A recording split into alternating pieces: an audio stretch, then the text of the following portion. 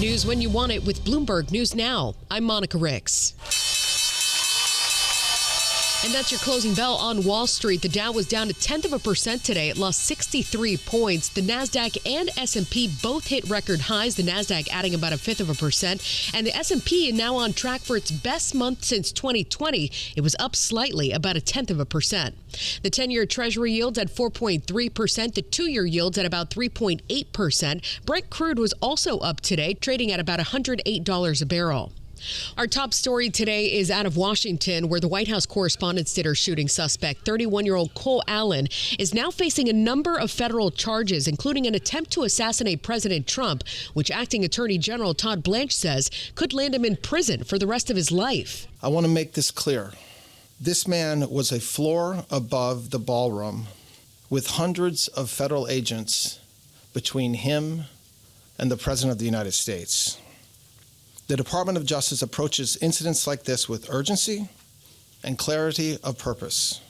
Violence has no place in civic life. U.S. Attorney Jeanine Pirro says the investigation's not over either. There will be additional charges as this investigation continues to unfold.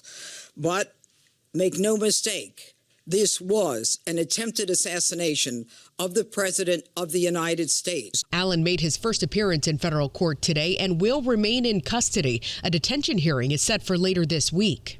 King Charles has officially arrived at the White House, and despite all the chaos that this shooting has created, Buckingham Palace confirms that his 4-day state visit will proceed mostly as planned. Bloomberg's Michelle Hussein has more from Washington. Since the visit was scheduled, there have been all these developing tensions over the war with Iran and the different US and UK government positions on the war. And then in the backdrop is also the association that the King's brother, the former Prince Andrew, had with the late financier Jeffrey Epstein, and the call from some members of Congress for the King and Queen to meet Epstein survivors while they are here in the United States. That's not going to happen. That's Bloomberg's Michelle Hussein reporting. Charles will be on Capitol Hill tomorrow to address a joint session of Congress.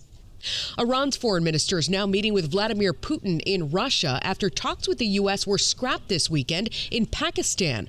The trip follows a report from Axios that says Tehran offered an interim deal to reopen the Strait of Hormuz if the U.S. lifts its naval blockade and leaves nuclear discussions for later.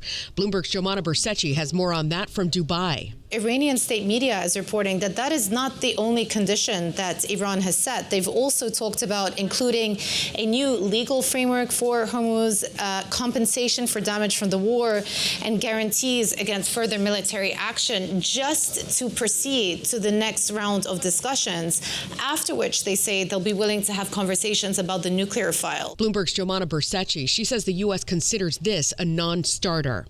Now, a ceasefire has mostly held since early April, but shipping blockades by both the U.S. and Iran have cut daily transits through Hormuz to near zero. The supply shock has choked off supplies of crude, fuel, natural gas, and fertilizers, raising concerns about an inflation crisis.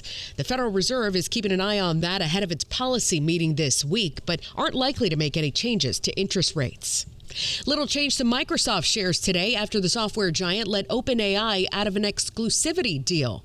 We get more on that from Bloomberg's Brody Ford. This is meaningful for OpenAI because they're in a world where compute is constrained. They need as much as they can get, and they want to be able to distribute their products onto all the major platforms. Bloomberg's Brody Ford reports under this revised arrangement, Microsoft will no longer pay a revenue share on OpenAI products that it sells in the cloud, but the ChatGPT maker will get to pursue deals with other cloud providers like Amazon. Those shares fell 1.1% today.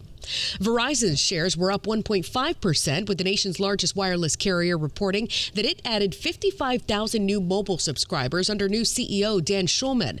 It marks the first positive additions in a first quarter since 2013. Verizon also just raised its forecast for full-year adjusted earnings. AT&T already gave a mixed first quarter earnings report, with revenue coming up short. T-Mobile reports tomorrow. And that's news when you want it with Bloomberg News Now. I'm Monica Nix, and this is Bloomberg.